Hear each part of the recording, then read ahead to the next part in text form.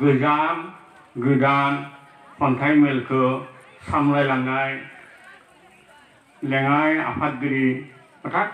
भगतपारा मुदिगुरि बर' थुनलाइ आफादनि लेङाइ आफादगिरि अनसुला आंनि बियावदै फुलन चन्द्र बर' लोगोसे एसे आगोलाव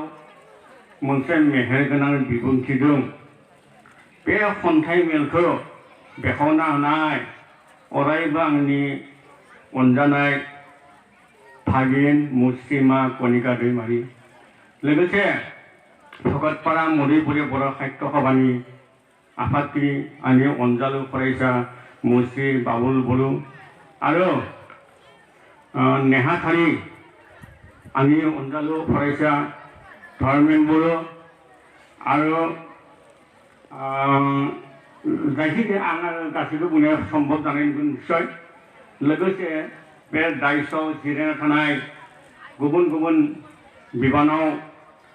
मावलांनाय खामानि बिबान लानानै बिथांमोननिसिमबो आं मान होबाय आरो दिनै बे आफादावहा खन्थाइगिरि हिसाबै हेफाजाब होनो फैनाय दिनै इयुन जोलैनि उन्दै उन्दै दिनै इयुन जोलैफोर आरो बे बेगाजिं गामिनि रायजो राजा जायनिखि दिनै बे आफादखौ सामलायलांनो थाखाय जिउहै माहाय हेफाजाब होनाय नोंथांमोन आरो दायसआव जिरायना थानाय आंनिख्रुइ बैसोगोरा बिथांमोननिसिम आंनि गोसो गोरबोनिफ्राय मान होबाय आरो जायफोरा आंनिख्रुइ बैसोआव उन्दै बिथांमोननिसिम आं अननाय होबाय आरो जायखौ उन्दैसिन बिथांनिसिम बोर होबाय। दा बेखेवगिरिया बुंलांदों जे खन्थाइगिरि नङा होनना अबयसे आंबो खन्थाइगिरि नङा। खन्थाइया आसलथे गोरा खोब गोरा रायथाइनिख्रुइ गोरा खिन्थु खन्थाइया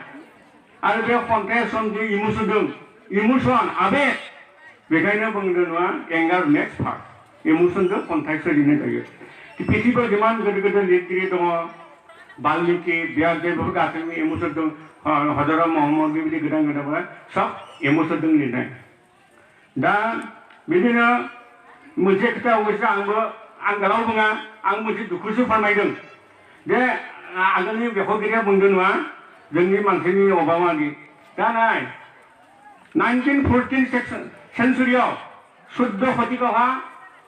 अखमखौ खुंनाय राजामोन महामानिक्य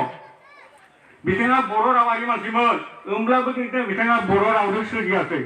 माधव कन्दलिखौ रामायण लिरनो होबाय गुबुन रावजों। बे खोथाया अजन साननो गोनां जोंनि बे बिदि आखला दिनैनि नङा गोबां बोसोरनि आगोलनिफ्रायनो बे बिथाङा जुदि बे समनिफ्राय अर्थात 14 शतिकानिफ्राय जुदि बर' रावखौ चर्चा खालामोबा दिनै हयथ' आरो दावगागौमोन आरो बिदि बहुत खोथा दं आं बुंलिया आंनि दुखुनि खोथाखौसो फोरमायगोन। दा आंनि खन्थाइखौ अबयसे आं आगोलाव बुंखादों आं खन्थाइगिरि नङा। दिनै थारमाने आंनि सान बोलोराव सोमजिनाय मोननैसो सोदोबजों बुथुमनानै आंबो लिरनो सानदों बा लिरबाय। दा बेखौ नोंथांमोनखौ फोरमायगोन हयथ' खोब मोजां स्टेन्डार्ड गोनां खन्थाइ जायाबो जानो हागौ। जायखिजाया आं फरायनो लादों सिमां गंसे हादोर दानायनि आं सिमां नुदों गंसे हादोर दानायनि खौसे आरो सुखु गोजोननि आइ आफा बिदा फंबाय आलो आलो रायजो जानायनि उदांनि दाउफोरा रोजागोन बेवहा आइनि अनस्रि रावाबो देंखो जानानै बोहैलांगोन अरायबो आबादारि फंबायनि गोलोमदैजों सना बेथर जानानै रज'गोन हादोराव अराय सोमखोर आबादा आबुं जानानै थागोन आरो आंनि गोदान जोलैयाबो बिगियान आरो आरोंदारि गोनोखोजों दाफुलांगोन। आं सिमां नुदों गंसे हादोर दानायनि बिनि जाथों आंनि सिमांलेन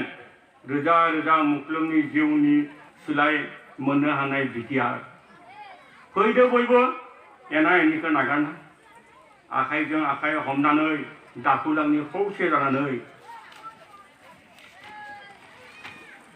बिटिआर गोरोब